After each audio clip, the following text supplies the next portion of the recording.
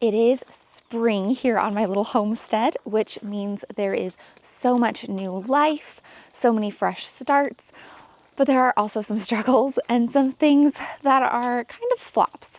So today I'm going to take you around and show you the garden, what's going on there, some of the achievements and some of the flops and struggles. And I'm also going to introduce you to the newest and absolute cutest members of our flock. I have gardens in multiple spots around our house. I've got a little herb garden up top right next to my house that I'm trying to get established in some very, very sandy soil. And then I've got a couple of older raised beds up here that I am working on turning over into annual vegetable beds and working with the existing strawberries. So right here next to the house, I've got a bed of cabbages, which are doing really well. I've also got a really nice licorice that survived. So I'm really excited to be trying to grow my own licorice. I've got a Russian and a Chinese variety. I did overwinter the Chinese ones in the house this year because they had been pretty pitiful at the end of last season, and I dug them up and I'm going to transplant them somewhere new. I'm going to keep trying with that. But cabbages are doing really well right here. We've got some fruit trees right back here. These are 2 apples and a cherry. They didn't make much fruit last year because we had some late frost that took a lot of the blossoms out, but I'm hopeful that this year they do much better for me. I've got some golden raspberries right in here that do need to be thinned quite a bit. And then this bed, I'm pretty excited about. I thinned these strawberries out a ton. They were really overgrown, so I thinned them way out. They seem much healthier now. And I interplanted them with a bunch of random things. These little wire towers here have peas along the base. So these are going to grow up and be pea towers. There's also some shelling beans mixed in here, some greens, radishes, and carrots, just all mixed in throughout. That should grow up and create a really beautiful living mulch for the strawberries as the season progresses. I've also got a couple perennials in here from last year that just needed a home. So I stuck my valerian root in these beds and it's pretty happy here. This probably isn't its forever home, but I really love the valerian. Look at this one. It's just coming into bloom. And I love the blooms. I love the smell. It's one of my favorite herbal medicinals, just as far as the way it looks in the garden. It is lovely. I started those 2 valerian seeds from a variety pack from the Experimental Farm Network last year. And out of the 5 or so that I started, those 2 overwintered and did really well. So I'm excited to see how they continue to perform. My daughter, my oldest, she made her own garden this year for the first time, and she did it right next to our front pathway. And I want to show you guys because it just makes my heart so happy. So right next to our little pond and our walking path, she cleared all this out. This was full of rocks and weeds, and she cleared it out. She's got a little pea trellis here. She's got little stepping stones through the middle. Her potatoes, 3 colors of potatoes, red, gold, and purple. And then greens, some spinach, and some carrots here. And then just some wildflowers along the border here. I think it turned out so cute, and I was really excited that she took the initiative and wanted to do that. And she's so proud and excited to start harvesting from her garden. It's always so fun when the kids get into things that I'm into, because that's just not always the case. This is my little upper herb garden that I'm trying to get established. I planted some tulips and daffodils in here earlier too, and they're starting to die off. But oh my goodness, my oregano is so happy this year. I've been cutting it back multiple times already this spring. And last year it was not that happy. But this year it's really established and come into its own. So I've got oregano like crazy now. And my English thyme is also doing quite well. It's really happy now that it's been here for a couple of years. We've got motherwort here, and I see some little starts. It looks like she's self-seeding. So we're gonna have some little volunteer pop-ups all over the place, which is fun. Astragalus is still doing good. It has overwintered for a couple years now. It hasn't grown a lot. Maybe this is its year as well. Maybe it'll perk up and do a lot of growth. I also started lavender from seed last year, and I'm so excited that it's doing well at all. It overwintered. I've got 4 or 5 little clumps of lavender that came from seed that I got from one of my sisters. It has not flowered. Last year it just was, a little baby, but this year I can see little tiny beginnings of buds. So very excited to see what this lavender does. Looks like the echinacea did make it overwinter, which I've had the worst time growing echinacea. I have never, ever gotten my echinacea to flower. In my old house, in this house, it never blooms. And everyone says it's a really easy care, easy to grow flower, and I just struggle with it apparently. If you have any echinacea growing tips, send them my way. And my sage is already trying to bloom, which is just gorgeous. I need to get in here and harvest some, maybe make some cough syrups and some things before it goes totally to flower.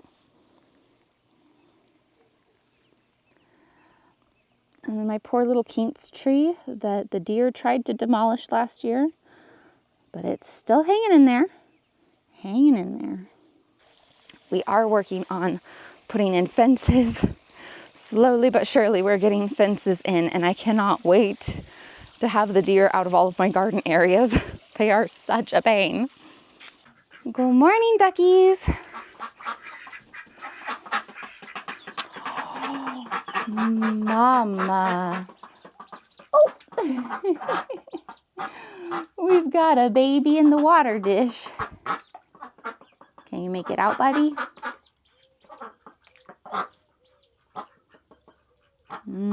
Yep, this is a problem with ducks. They do try to get into the water right away. Oh, and Mama's going to be mad at me. I'm not hurting him, Mama. I'm just helping. Oh. I have been raising the Ancona ducks for a few years now.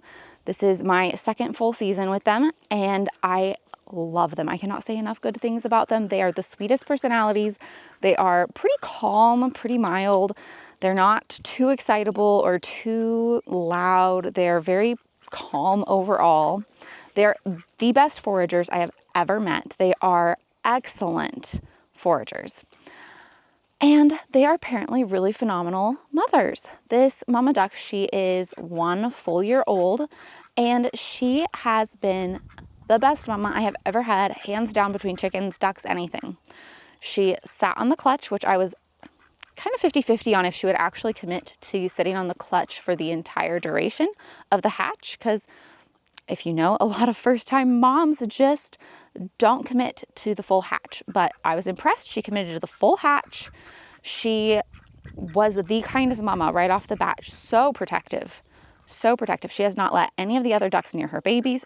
She does not let me near the babies.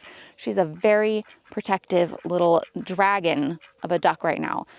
And she's got her babies lined out. I let them out to play yesterday, and she had them all in a line, very orderly. So I'm so excited to watch her raise this clutch of ducklings. I think she's going to do a phenomenal job. Okay, duckies, let's go. Time to go out for the day. Out.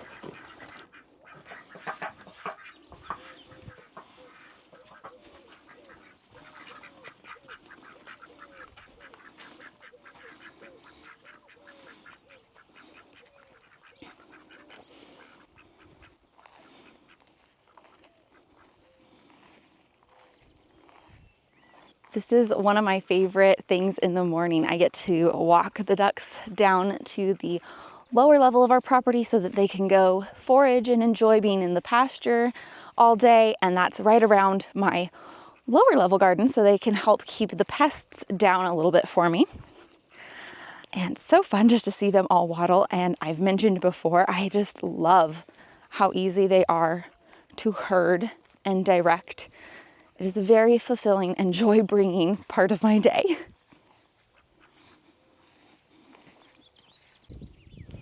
So they're all situated with their pool in here in their electro net, and they get to forage down here all day. And I move their net about once a week to a new side of the garden here so that they can kind of keep the pest pressure down, fertilize, and just enjoy all that grass and good bugs. This is my main lower garden, and we'll go in there in a second. That is all fenced and actually deer-proofed, but I ran out of room naturally, so I have expanded over here, and I've got my squash patch over here. Same as it was last year. It was a really excellent squash patch, and I'm excited to see what comes out of it again. I don't really love the term chaos gardening because I don't feel like what I enjoy and what I embody is chaotic inherently, but you could technically pop my gardening style into the chaos gardening box, I suppose. I prefer whimsical.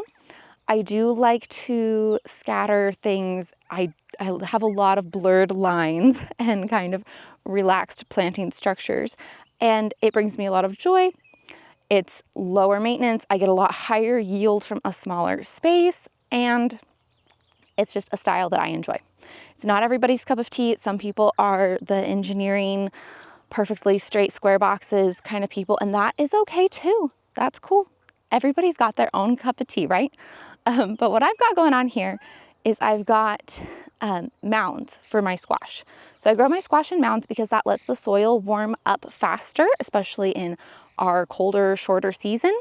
That's just the way I grew up doing it. That's the way I still like to do it. I think it works really great. So I do a little mound of soil, pop 3 squash seeds in the middle, and let that grow.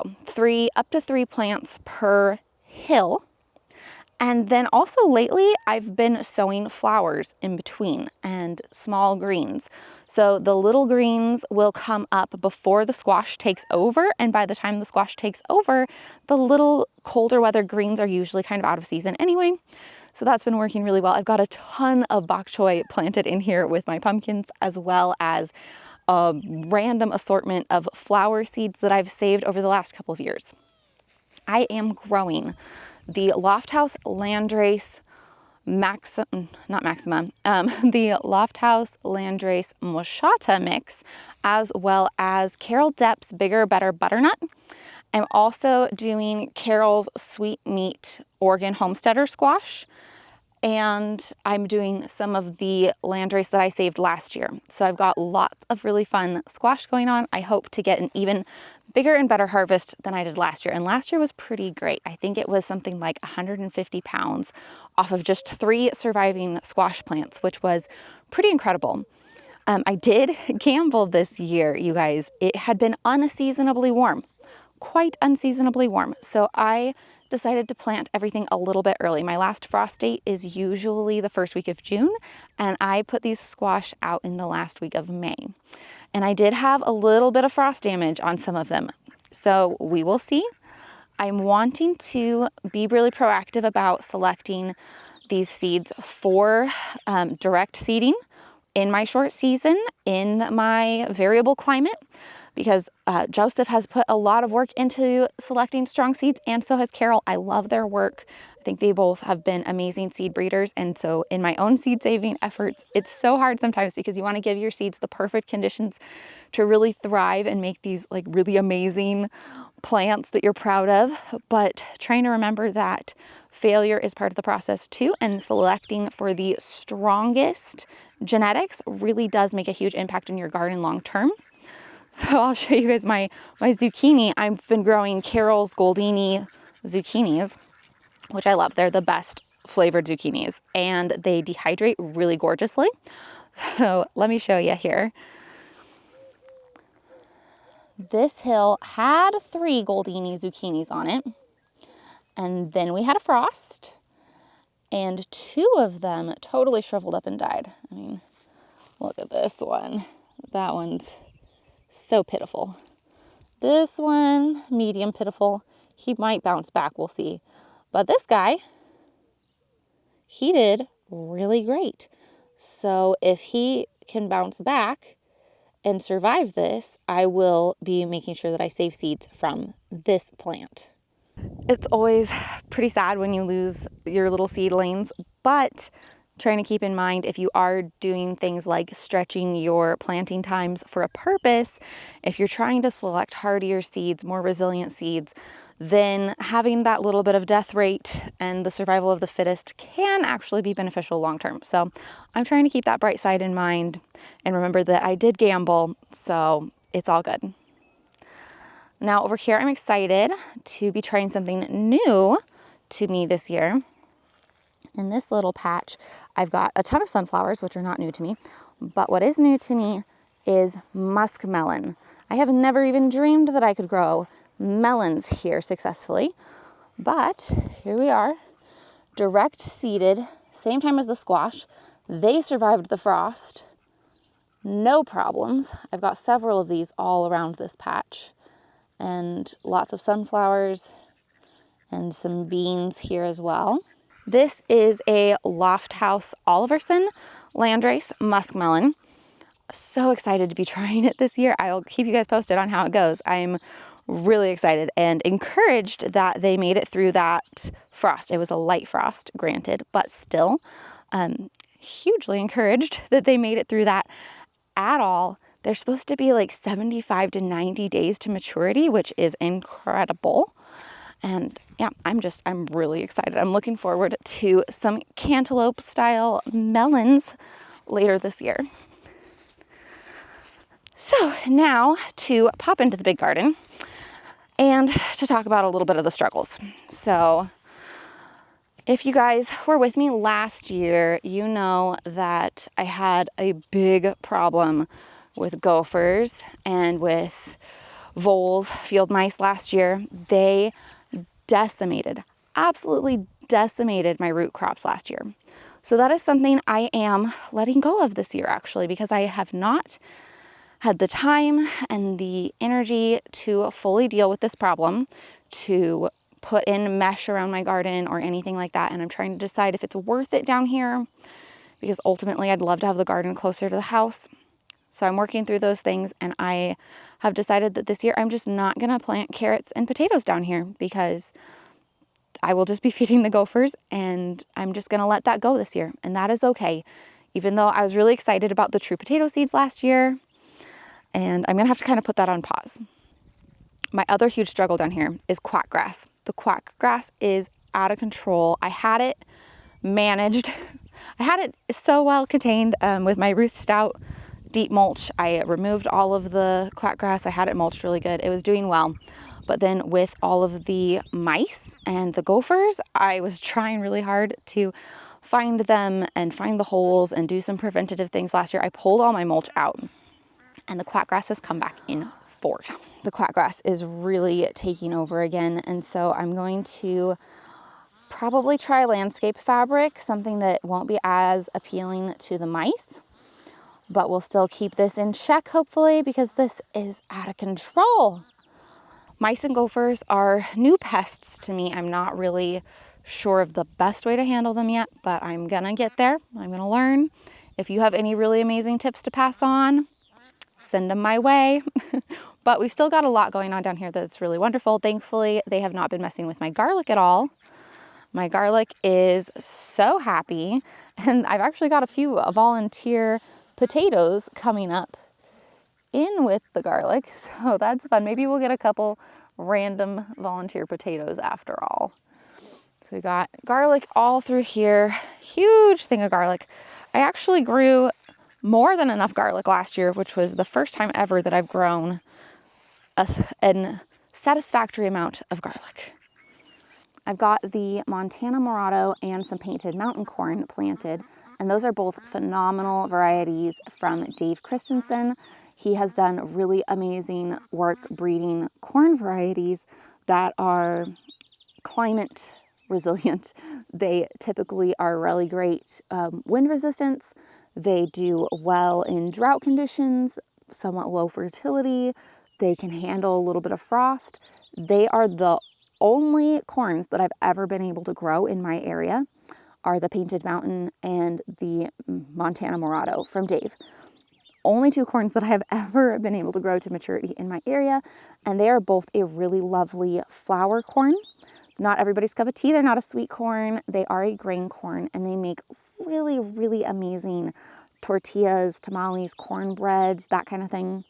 I enjoy cooking with them a lot. I've got a couple family members that are pretty much wheat-free, so having that alternative option is really, really great for our family. And it's something that you can't really buy in the store. You don't find flour variety corn in the store. You can get corn flour, but it's totally different. The flour corn, the way that the kernel is composed, is a much softer, starchier substance, more like a soft white wheat. You get a lot of that really soft, fluffy starch instead of the more coarse cornmeal. You can grind it coarsely, but it just also makes a really lovely, light, fluffy flour. So one of my favorite things. We grow it every year. We love it a lot. I've got one successfully overwintered cabbage down here. I was trying to do a seed saving project, but only one made it. So sadly, I won't be getting seeds off of that, but maybe I'll get a cabbage off of him. I've got lots of gorgeous poppies coming in this year, all of their own. So that's really fun. And I've also got a few carrots. I just said I'm not planting carrots, but these ones were ones that I ate the carrots, I ate the roots, and then I planted the tops. And that is how I actually do my carrot seed saving. I've been saving my own carrot seeds for a few years now, maybe 4 or 5 years I've been saving carrot seeds. And I will always eat the carrots first to make sure that I'm only getting seeds from the tastiest, most productive carrots. So it's kind of a really nice 2-for-1. You don't have to leave a whole carrot in the ground. You can actually pick all your carrots, eat them, and then save the tops, with a good inch or so of carrot on them. Save the tops and replant the ones that you want to get seeds from, because they are biennials. And that has been working really, really well for me. So if you have a particularly gorgeous, tasty, productive carrot that you want to save seeds from, it's not too late. Eat the carrot, save and plant that top, and make sure you have a couple other carrot tops too for it to cross-pollinate, and you can get your own carrot seed. I've still got some things to plant. I want to get some beans out and maybe a couple more squash, honestly, to fill in some of the patches where the frost did take them out. But overall, I'm going to take it a little bit easy on the garden this year. I'm not going to stress about it. I'm going to try to keep this quack grass in check and do the best that I can. But I'm getting sheep really soon, and you got to find balance. I've got little ones that need me. I've got sheep coming. I've got speaking engagements and family trips and things this year. So the garden is going to be a little bit on autopilot. If it cannot handle itself, it's going to have to learn. I'm not doing potatoes or carrots. I'm not worrying too much about the bugs, the pests, the gophers. It'll be what it'll be. I'm going to try my best to take care of them, but I'm also trying to let it go a little bit. I'd love to hear how your garden's going, if there's anything that you're struggling with or that you're letting go of and feeling peace about this year. And if there's anything doing exceptionally well or a new thing you're really excited that you're trying, let me know. Can't wait to hear from you guys, and I'll keep you posted on how my garden season progresses.